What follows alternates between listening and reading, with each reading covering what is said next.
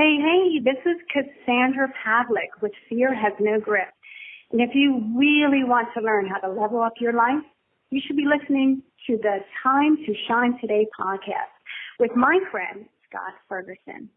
Time to Shine Today, Varsity Squad at Scott Ferguson, episode 102. Oh, man, I'm so stoked to bring you this episode with my good friend, Cassandra Pavolic. She's lived a life that pretty much nobody that I know, personally anyways, has lived. She was a circus aerialist and movie stunt double for 25 years. And she parlayed that breakthrough any fear into being a public speaker and a highly sought-after performance and life coach. So you are in for a super phenomenal treat. So sit back, relax. She dropped some serious knowledge nuggets, so break out your notebook, because here comes my friend, Cassandra Pavolic, from Fear Has No Grip.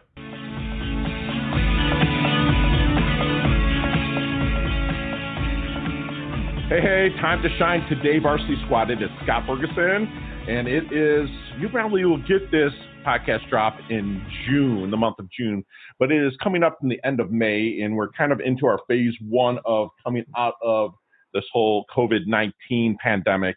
But there's people out there like myself and like you listeners that are still getting after life and still leveling up. And today, I have a first. I will no longer be a virgin to interviewing an aerialist, like a legit aerialist that performed for 25 years. It's a quarter century of hanging in the air, probably a lot of times without a net. And for me, I love heights, but without any kind of safety and only your confidence to know that you put into work to get there and stay there and do the routine is just amazing. And her name's Cassandra Pavolic. Again, like I said, she spent 25 years as a professional aerialist, traveling the world despite her fear of heights. Now, this is something we got to get into. Her passion and curiosity has led her to a variety of careers. In addition to time spent as a circus aerialist and Las Vegas entertainer, Cassandra has been a flight attendant, movie stunt double, licensed massage therapist, and a certified personal trainer. Cassandra is now a life coach and inspirational speaker, helping other people confront their fears, whatever they may be. And seriously, people, if someone can do what she did, listen the F up, because I really think she's going to be able to share some solid knowledge nuggets with you.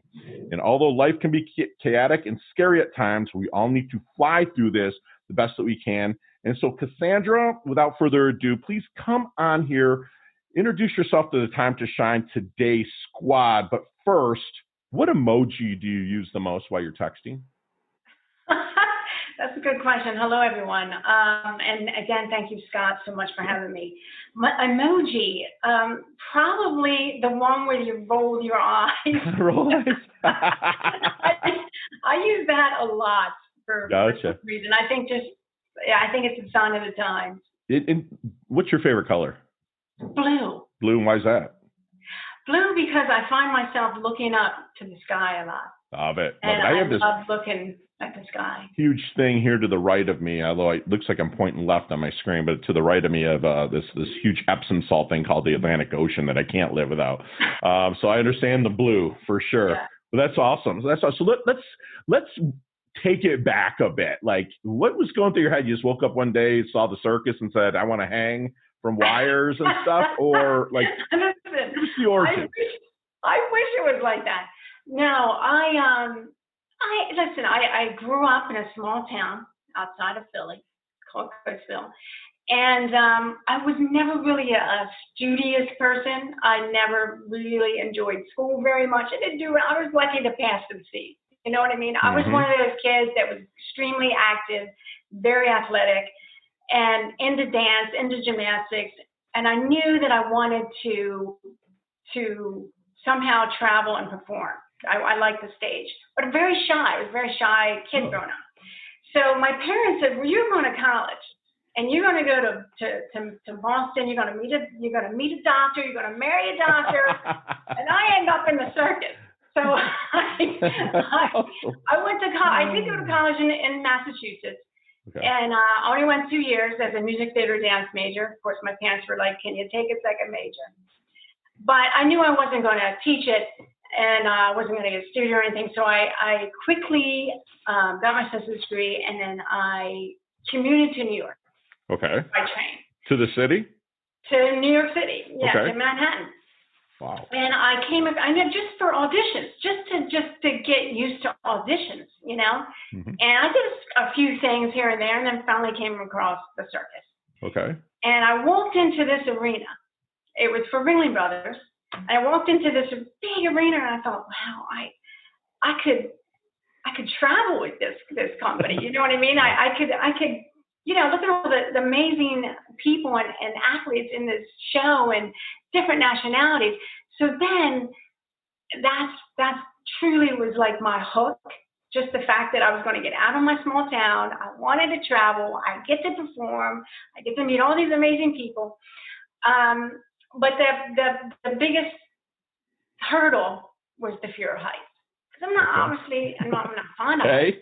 Right, that's a hurdle. But I made it through, and I think really what it boils down to, Scott, is you have to have that will and drive has to be greater than that fear itself. Because if it's not, well, then you don't want it bad enough. You know what I mean? You're not gonna solid. Need it. So. And that's truly what it was for me. And I realized that, okay, so I made it through that audition. I made it in. I'm in now. Well, now I got to do this every day. Right. So now it was training the brain. So you train your body, you train your body like an athlete, a dancer, a gymnast. Sure. That that's my background. Now I got to get right inside my head. Wow. And so that's how I.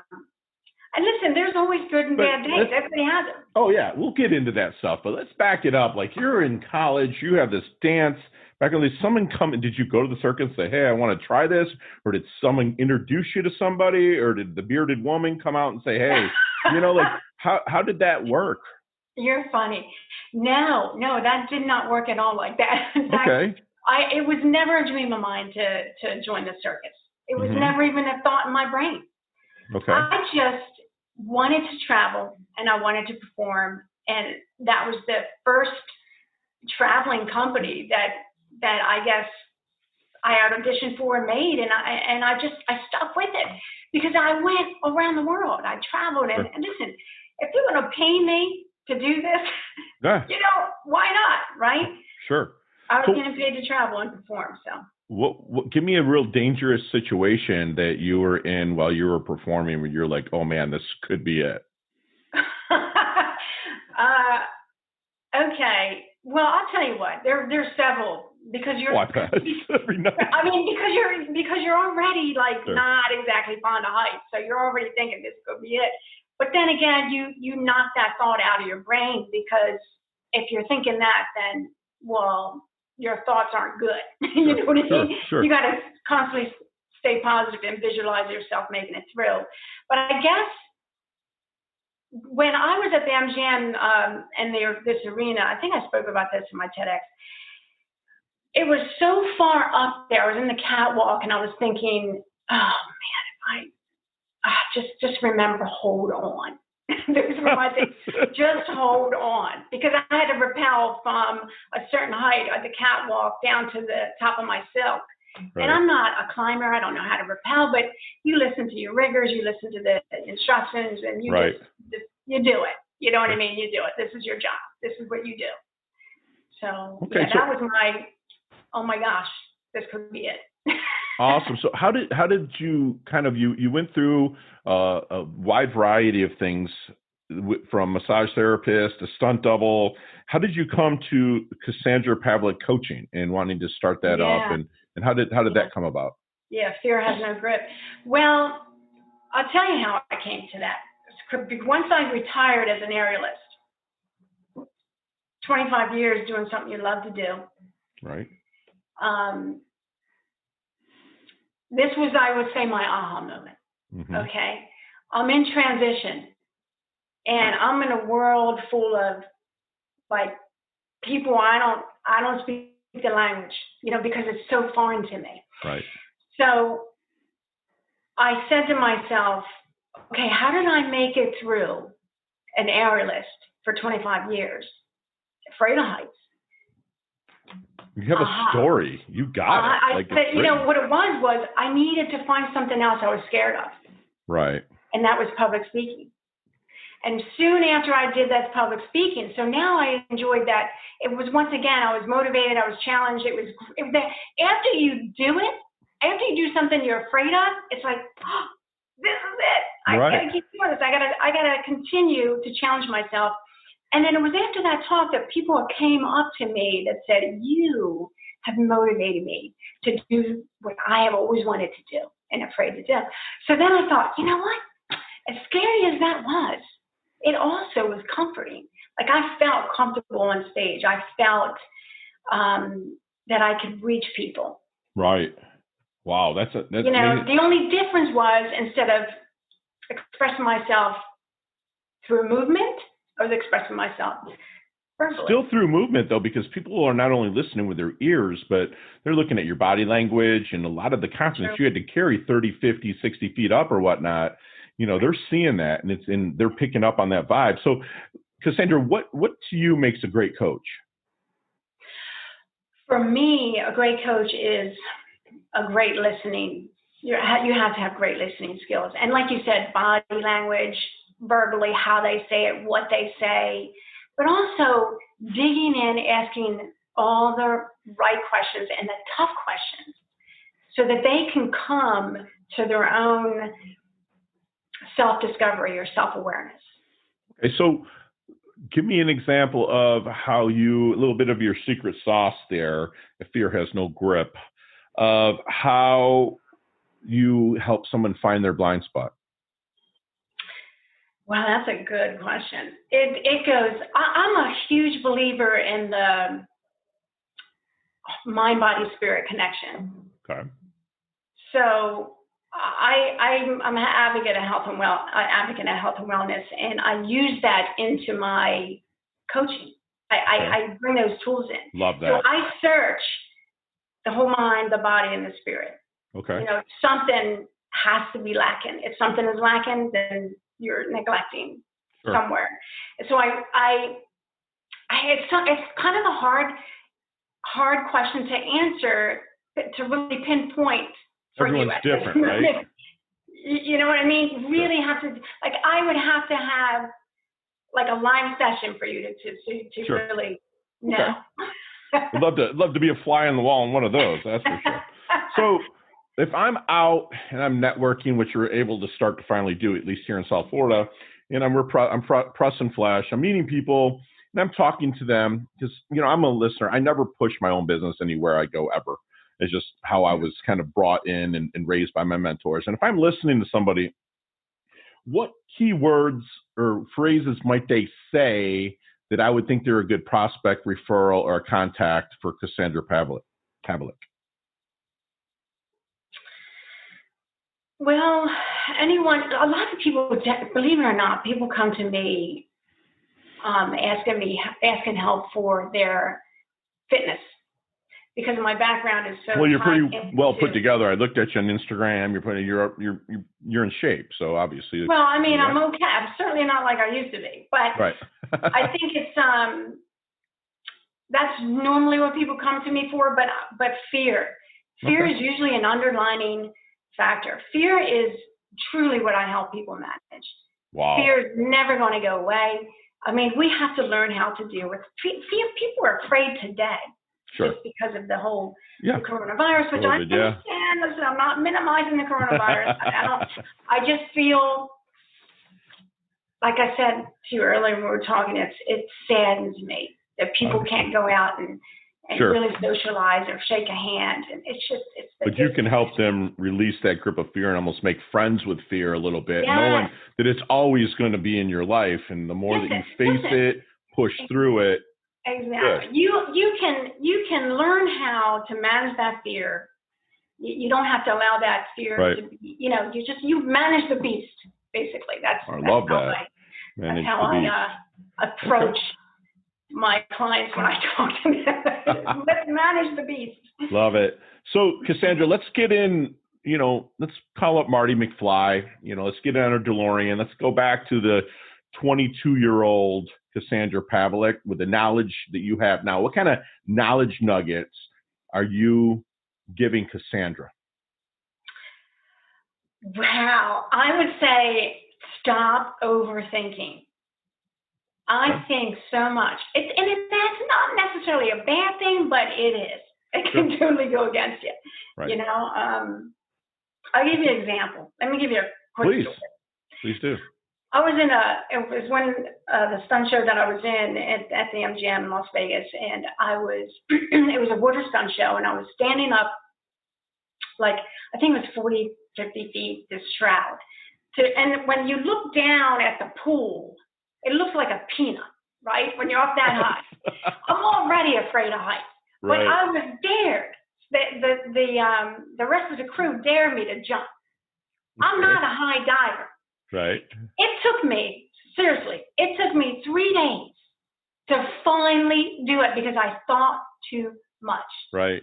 I constantly was thinking, would it. Right. You added too much to your process, right? Right. I knew the technique. I knew what I was doing, but I couldn't do it because I kept thinking.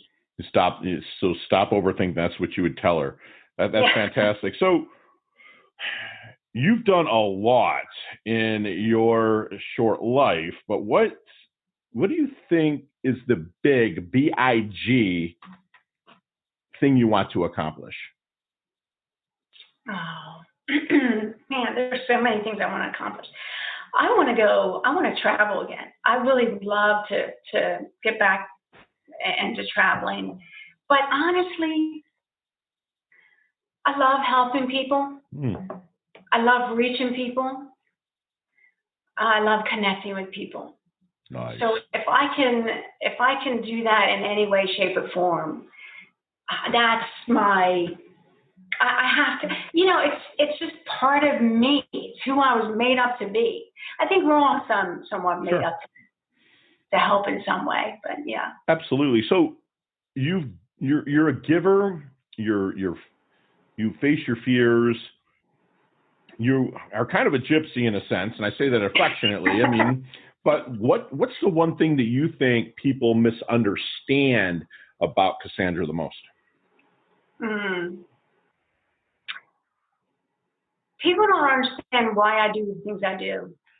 Okay. They don't understand because I'm somewhat of a free spirit, but I'm a true, genuinely woman of faith, deep faith. Right. Sometimes I don't know why I do things I do, but somehow God always shows himself and reasons why I am either going through a turmoil or why I'm having this success. I mean, I owe it all to him, and I also appreciate my relationship with him. So when people ask me, well, why do you do what you do? I don't understand why you do that. Why would you do that? But right. I get it's listening to that still small voice inside you. You know what I mean? Sure. That you've learned how to do after so many years. Right.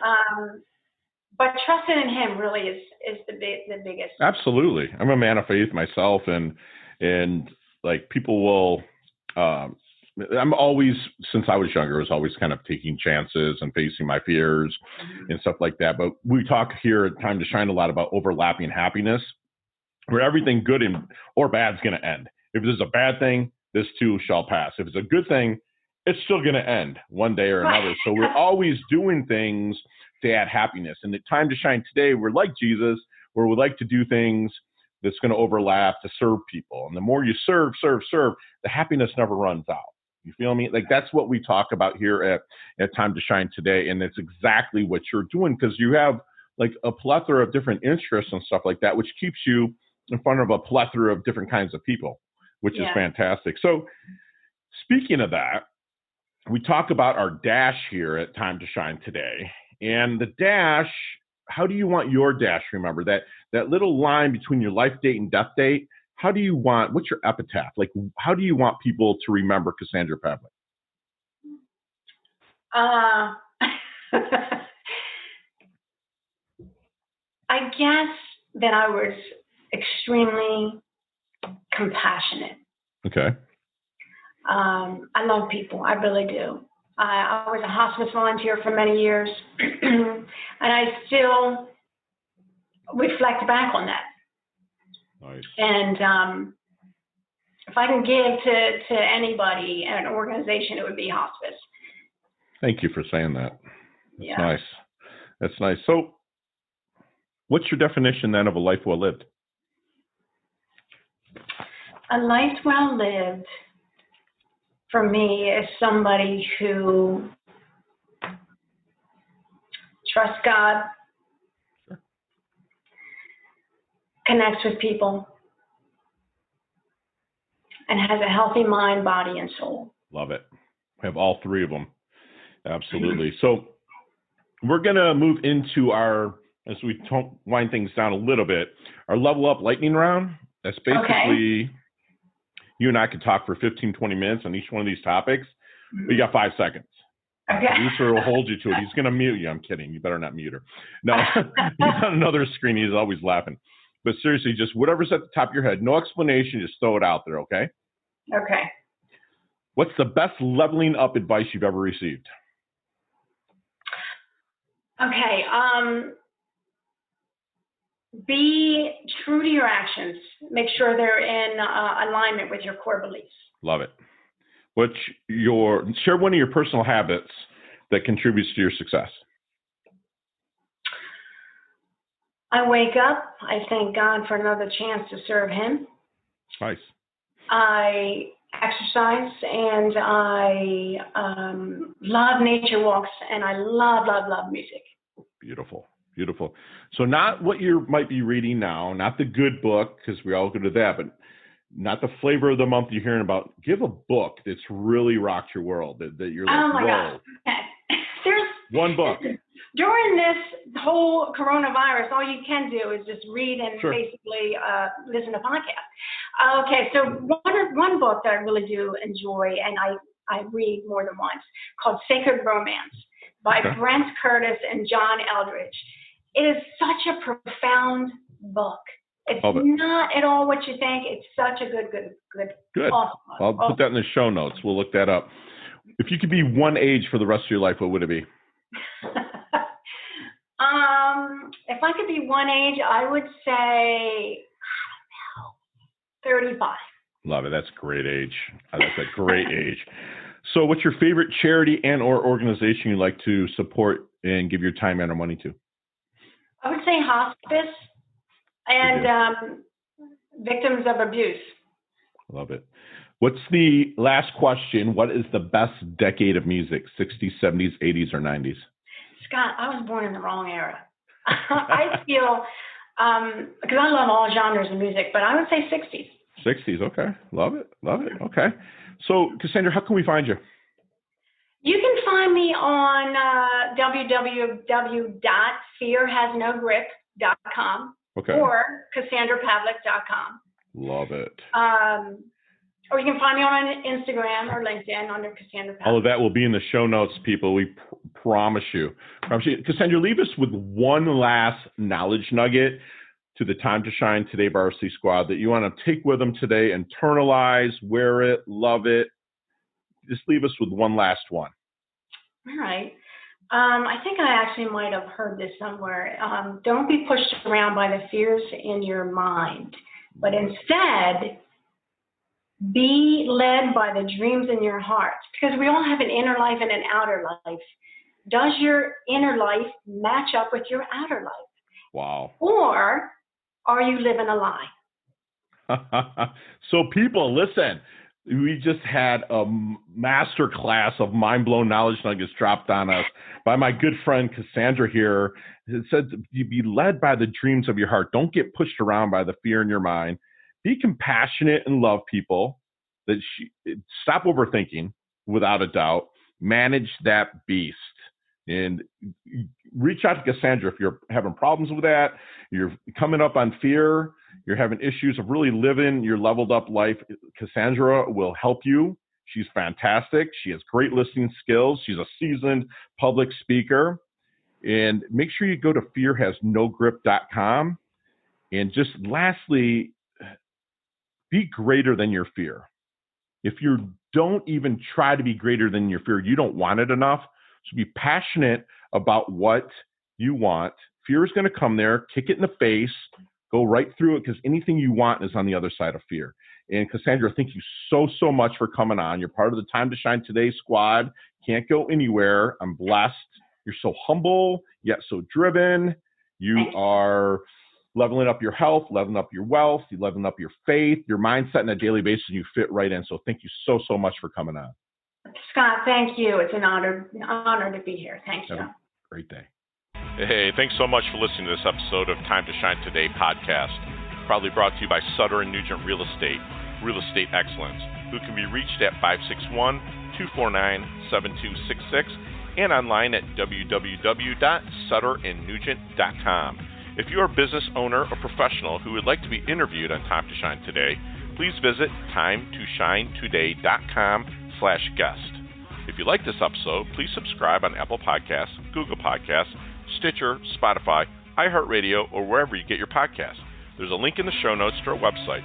Also there, you will see our recommended resources. We hope that you will support our show by supporting them. If you like what you've been listening to, it'd be great if you could just give us a 5-star rating and tell your friends how to subscribe while you're at it. I'm your host, Scott Ferguson, and until next time, let's level up. It's our time to shine.